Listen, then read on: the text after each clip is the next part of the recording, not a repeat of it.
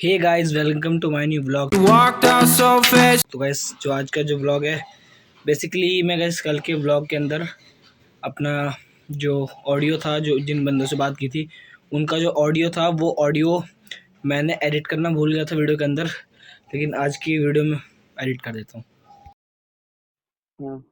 कि मुझे ना एक बात बता कि मुझे ना एक यूट्यूबर से बात करनी है, ठीक है? तो तेरी नज़र में कोई यूट्यूबर है? नहीं भाई, कोई भी नहीं है? नहीं। कोई तो होगा। ना ना, मुझे तू इतना बड़ा आदमी है तो कोई यूट्यूबर दोस्त होगा। नहीं भाई। पता है उससे ना, अरे मेरे दोस्त नहीं है, हम्म, उसको क्या एडिटर की जरूरत है। हम्म, तो उसने बोला ना कि उसका कोई यूट्यूबर दोस्त हो ना तेरा कोई, हम्म। तो यार मुझको एक बार बता दियो, मैं उससे बात कर लूंगा। मतलब ठीक है भाई। एडिटर कोई नहीं है ना। एडिटर नहीं, मतलब कोई यूट्यूबर दोस्त हो ना, हम्म, तो उसके नज़र में बहुत सारे, जब जो बंदा यूट्यूब पे है ना, जिसके हम्म, अच्छे का सब्सक्राइबर है, वो एक एडिटर रखता ही है भाई। तो हम्म। इसीलिए मैंने ना तेरे से ना पूछ लिया। नहीं भाई, नहीं है कोई।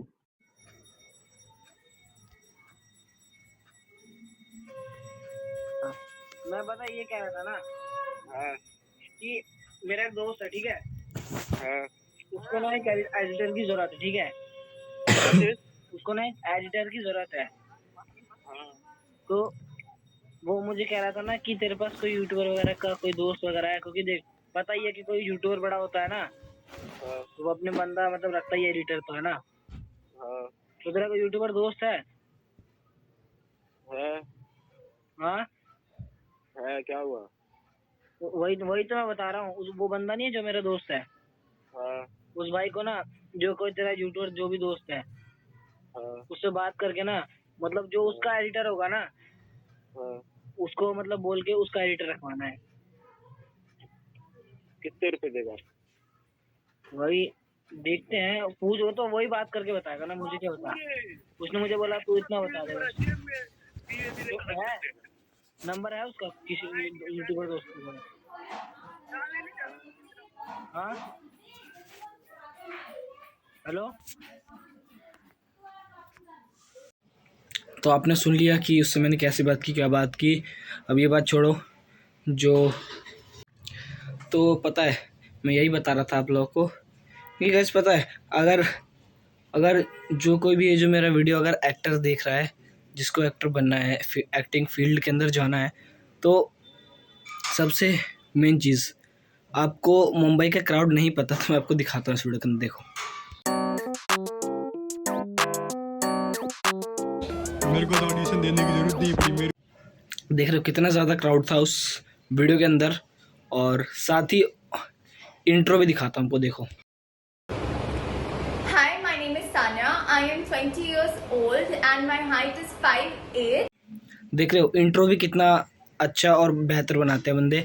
अगर आप मान लो 50 बंदों के बीच में खड़े हो एक ग्रीन स्क्रीन के पीछे या आगे, और आप ऑडिशन दे रहे हो या अपनी प्रोफाइल दे रहे हो, तो प्रोफाइल दे जब आप बताओगे ना, तब आपको हिचकिचाना नहीं है, डरना नहीं है, प्रैक्टिस करके आना है। अगर ये आप कर लोगे तो बेहतर रहेगा, पहले से ही वहाँ पे जाने से पहले प्रैक्टिस कर लेना। अगर वहाँ पे जाके अगर बोलोगे ना, तो आपको नर्वसनेस होगी और फिर आप बोल नहीं पाओगे, ठीक है?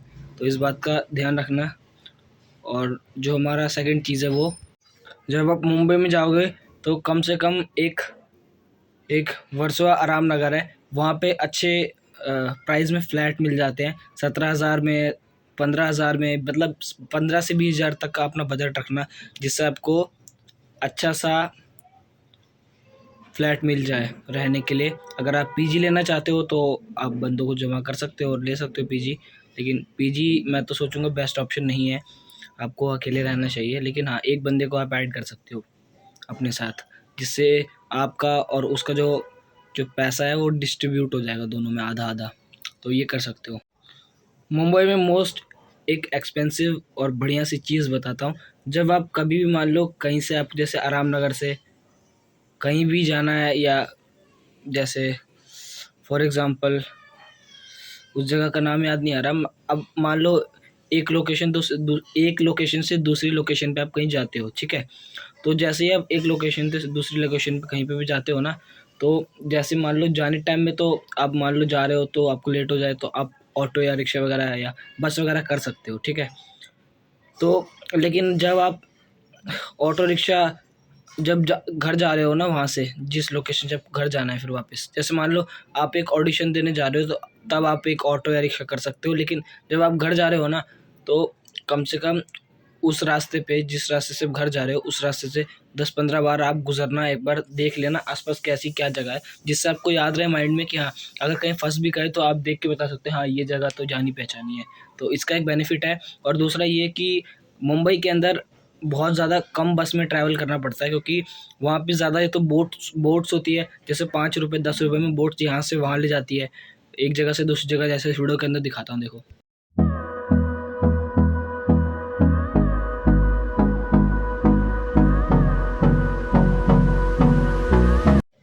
तो अब देखिए कि वीडियो के अंदर कैसे उधर से उधर ले जाते हैं। और दूसरा ये कि आपको लोकल ट्रेन में चढ़ना पड़ता है, और लोकल ट्रेन बहुत ज़्यादा सस्ता होता है, कम से कम 10-20 रुपये या 20 से 30 रुपये, इससे ज़्यादा नहीं होता लोकल ट्रेन। और ये काफ़ी आराम से आपको 2 से 3 किलोमीटर ले जा सकता है। तो ये एक काफ़ी अच्छी चीज़ लगी मुंबई की मुझको।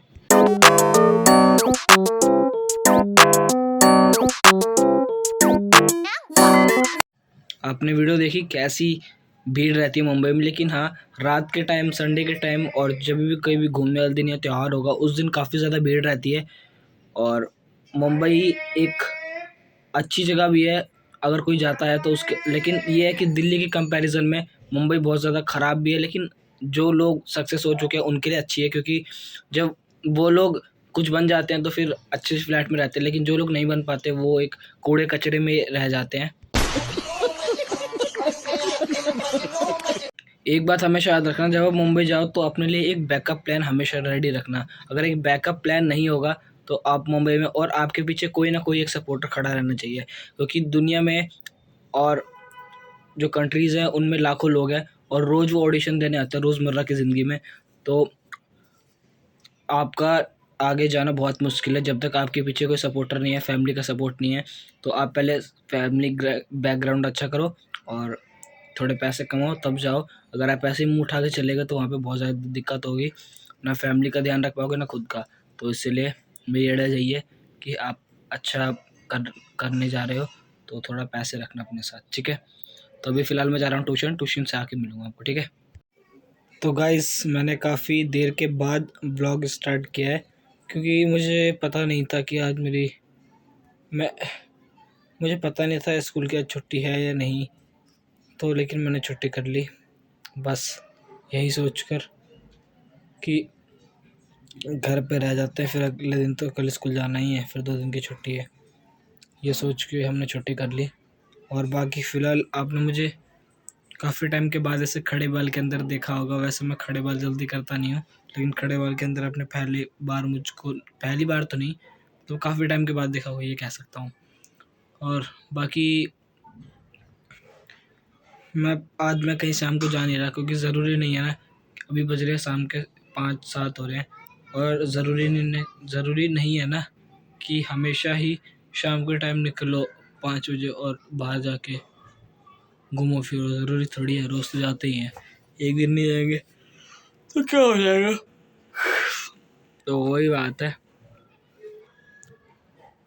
बेसिकली मैं सो के उठा था ना, इसीलिए थोड़ा मुंह अजीब सा लग रहा है, लेकिन मैं काफ़ी मुंह धो के आया हूँ, पानी 1 गिलास पी के आया हूँ, जिससे थोड़ा फ्रेश फील करूँ। और बाकी मैंने वो जो सीरियल था ना जिसकी मैं बात कर रहा था, ये रिश्ता लिखेंगे हम, इस सीरियल के अंदर जो म्यूज़िक था ना, जो गाना था, वो मैंने, अब पता है क्या है, अब जैसे मान लो आप कोई नया सीरियल अब जैसे मान लो वो सीरियल था, मुझे उसको आगे बढ़ाना है, कंटिन्यू करना, मतलब कंटिन्यू करना सीरियल को फिर से। तो अब उसको कंटिन्यू करूँगा तो उसके अंदर जो पहले बैकग्राउंड म्यूज़िक बजता था अगर वही बजेगा तो काफ़ी बेटर रहेगा, और बंदों को जुड़ने में आसानी होगी सीरियल से, क्योंकि फिर फील वही आएगा ना। अब कैरेक्टर भी होंगे, धुन अलग हो जाएगी तो अजीब सा लगेगा, इसलिए धुन सेम रहेगी तो ये काफ़ी अच्छा है। तो लेकिन एक चीज़ सबसे ज़्यादा वियर्ड है कि मैंने जेमिनी पे सर्च किया कि अगर वो जो म्यूज़िक है वो अगर मैं उनसे ख़रीदने के लिए जाता हूँ तो मतलब पहले तो मैंने सर्च किया कि क्या मैं उस धुन को यूज़ कर सकता हूँ, तो उन्होंने बोला कि अगर आप सीरियल कंटिन्यू करोगे तो धुन आपको ख़रीदनी पड़ेगी, अगर आप नहीं खरीदते तो आपको कॉपीराइट का सामना करना पड़ सकता है। उन्होंने मुझको बोला कि कॉपीराइट का आपको सामना करना पड़ सकता है। उन्होंने बोला कि आप लोग को कॉपीराइट का सामना करना पड़ सकता है, तो इसीलिए मैंने फिर सर्च किया कि अगर हम लोग उनसे म्यूज़िक ख़रीदने के लिए जाते हैं तो वो हमें कितने में देंगे, मैंने ये बोला, जेमिनी पे लिखा मतलब। तो उसके आंसर 2 कंडीशन में आए। पहला कंडीशन उसने ये बोला कि अगर आप म्यूज़िक खरीदना चाहते हैं तो ये पूरा उनके मन के ऊपर डिपेंड करेगा कि वो आपको म्यूज़िक देंगे कि नहीं देंगे। अब उसने ऐसा क्यों बोला वो बताता हूँ आगे मतलब थोड़ा आगे वीडियो में। और दूसरी कंडीशन, मतलब पहली कंडीशन ये थी, दूसरी कंडीशन ये थी कि अगर वो हमें बेचते हैं तो वो कम से कम 10 या 11 करोड़ से ऊपर का ही बेचेंगे, क्योंकि जो एक गाना उसको बनाने के लिए बहुत ज़्यादा मेहनत लगती है, इसलिए। ठीक है, अब सुनो, वो बेचना क्यों नहीं चाहते, वो बेचना इसलिए नहीं चाहते ना क्योंकि जो म्यूज़िक होता है ना वो आने वाले टाइम तक उनको पैसा ला के देता है, इसीलिए।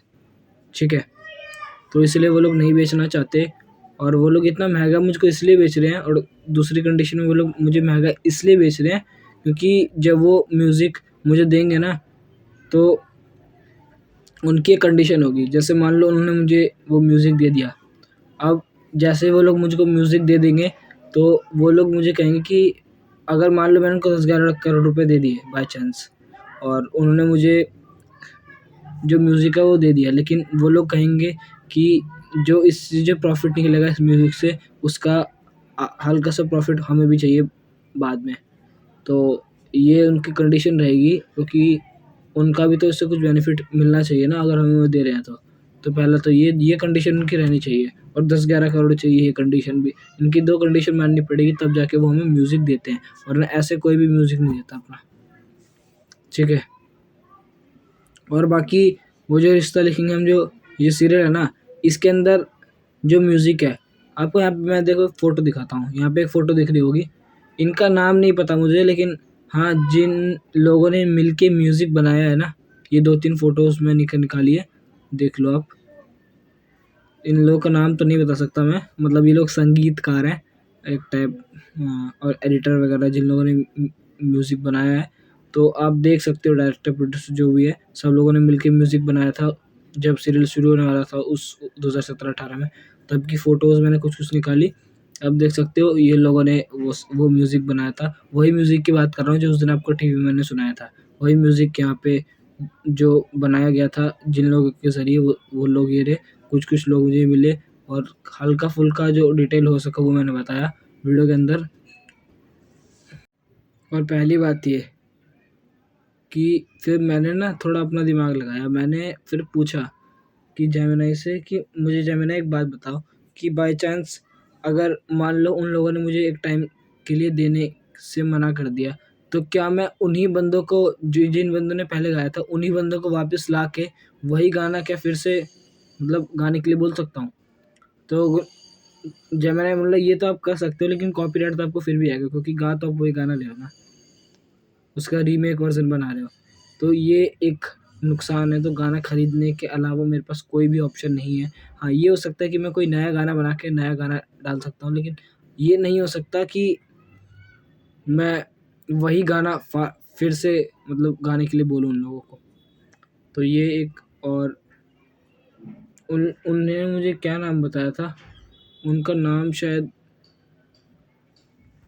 गाइस खैर नाम तो याद नहीं आ रहा, लेकिन मैं आपको एक चीज़ और बताता हूँ, पता है जो मिस्टर बीस्ट है ना, मैंने काफ़ी 2-3 दिन से सर्च किया था कि मिस्टर बीस्ट है वो मतलब उनकी जो हाईएस्ट पेमेंट है, जो कि मतलब उन्होंने अभी तक मोस्ट एक्सपेंसिव चैलेंज किया है, उसके अंदर उन्होंने कितने ज़्यादा पैसे दे रखे हैं, उन्होंने 41 करोड़ रुपए दे रखे हैं। ठीक है, उसने जो अभी एक गेम आया था स्क्विड गेम, उसके अंदर प्राइस था 41 करोड़, नेटफ्लिक्स पे देख सकते हो आप जाके। तो 41 करोड़ रुपए उन्होंने बस खाली उस गेम जीतने पर 41 करोड़ रुपए दे दिए थे। अगर नहीं यकीन तो देखो मैंने कैलकुलेशन की थी, यहाँ पे जेमिनी पे चेक करो, दिख रहा होगा ना स्क्रीनशॉट। तो बहुत ज़्यादा उन लोगों ने मतलब ये ऐसे ही 500, 1 लाख, 2 लाख डॉलर ऐसे देते रहते हैं। तो ज़्यादा से ज़्यादा संभावना है कि हाँ मैं 8-9 करोड़ इनसे जीत के कर सकता हूँ। लेकिन इनसे मेन मुद्दा ये है कि बात पहले स्टार्ट करूँ कहाँ से। इनसे बात करने के लिए पहले किसी बड़े क्रिएटर से बात करनी अपनी ज़रूरी है, उसके बाद फिर इनसे बात कर सकते हैं। लेकिन इनसे बात करने से पहले छोटे क्रिएटर से तो बात करके देखो, उसके बाद ही तो इनसे बात करूँगा। और ऐसा थोड़ी है कि और ये थोड़ी है कि चैलेंज करने के लिए मुझे जाना पड़ेगा, ये वापस थोड़ी है, उनके पास इतने सारे काम रहते हैं, वीडियोज़ बनानी होती है, तो ये दिक्कत है। बस 365 दिन में से कितना टाइम लग सकता है इस सीरियल को कंटिन्यू करने के लिए या आगे बनाने के लिए, बढ़ाने के लिए, आप कमेंट करके मुझे ज़रूर सजेस्ट कर सकते हो कि हाँ मैं कब तक कर सकता हूँ और कैसे कर सकता हूँ। और पहली बात तो ये ना कि दिक्कत बहुत सारी हो रही है। एक तो पहला मेरे पास स्कूल का है, ठीक है, एक मुझे स्कूल जाना पड़ता है, और अगर मेरा मॉर्निंग का स्कूल होता तो मेरे पास शाम का टाइम रहता भी। लेकिन एक तो मेरा मॉर्निंग का स्कूल होता तो मेरे पास शाम को टाइम रहता भी। अब पता है क्या है, अब मैं उठता हूँ, फिर ट्यूशन वगैरह जाता हूँ, फिर ट्यूशन से खाना वगैरह खाता हूँ, फिर स्कूल चला जाता हूँ, रात को आता हूँ। और रात को कौन यूट्यूब वाले जो चैलेंज करेगा, करते होंगे ऐसी बात नहीं है, लेकिन रात को थोड़ा अजीब सा होता है, घर वाले निकलने देते, रात हो जाती है और स्कूल का काम रहता है, फिर तो दिक्कत ही दिक्कत है उस टाइम पे। लेकिन क्या है ना, मॉर्निंग में अपना स्कूल जाओ, अपना खाना वगैरह खाओ, थोड़ी देर सो भी जाओगे तो 4:30 बजे उठ के आराम से जहाँ जाना है वहाँ जा सकते हो। और शाम को 6 बजे ऐसी रात हो जाती है, 6:30 बजे तक ट्यूशन, 7 बजे आओ, 7:30 बजे, और अपना फिर स्कूल का काम करके खा भी, मतलब शाम को अपना टाइम निकाल सकते हैं घूमने का। लेकिन इवनिंग जो शिफ्ट है ना स्कूल की हमारी, उसके अंदर ये पॉसिबल नहीं है, ठीक है। तो जिस दिन छुट्टी होती है उस दिन हम लोग करने की ट्राई करते हैं। लेकिन उस दिन भी 2 चीज़ होती है। पहला तो हमारा कोई दोस्त जल्दी बनता नहीं है, छोटे क्रिएटर को कौन जल्दी दोस्त बनना चाहेगा, कोई नहीं बनना चाहेगा, ऑफ कोर्स सी बात है। और दूसरी ये कि आजकल जल्दी रात हो जाती है, तो हम लोग मान लो 4:30-5 बजे यहाँ से निकलेंगे ना, तो जब तक उस यूट्यूबर के पास जाएंगे तब तक रात ही हो जाएगी। तो क्या हमें चैलेंज देगा तब तक। लेकिन हमें थोड़ा रिस्क तो उठाना ही पड़ेगा। अब रात होने के डर से तो हम बैठे रह नहीं सकते घर में कि रात हो जाएगी नहीं जाएंगे कहीं। लेकिन अगर हमें सचमुच कहीं जाना है, किसी यूट्यूबर से मिलना है, तो हमें शाम को ही करना पड़ेगा।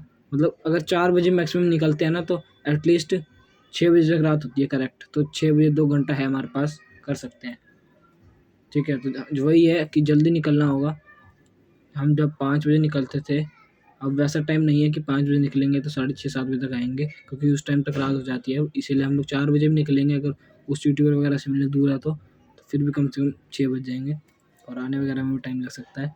और बाकी फ़िलहाल ये छोटी सी वीडियो थी। इस छोटी सी वीडियो में मैंने काफ़ी कुछ बताया, काफ़ी कुछ इंटरेस्टिंग था, और मैंने कोशिश की कि मैं ज़्यादा से ज़्यादा चीज़ अपनी शेयर कर सकूँ।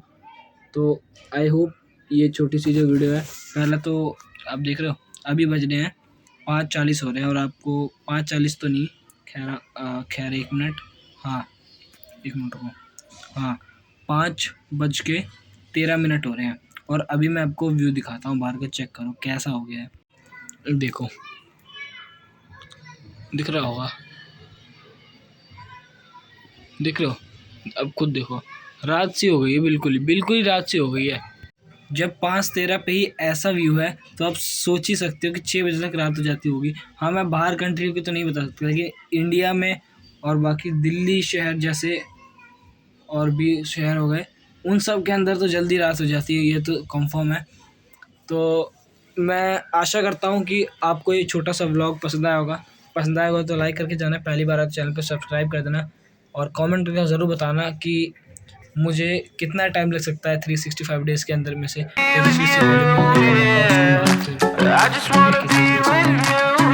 सकता हूँ 365 डेज़ के अंदर। आप मुझे कमेंट करके ज़रूर बता सकते हो।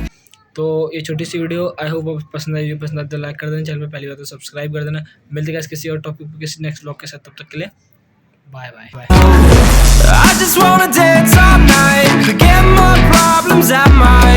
मेरे पे खड़े वाले बाल शूट कर रहे हैं कि नीचे से बिठा देता हूँ वैसे बाल शूट, कमेंट में बता। Now you know it. Hey little lady said you feel the same, but I don't believe a word you say.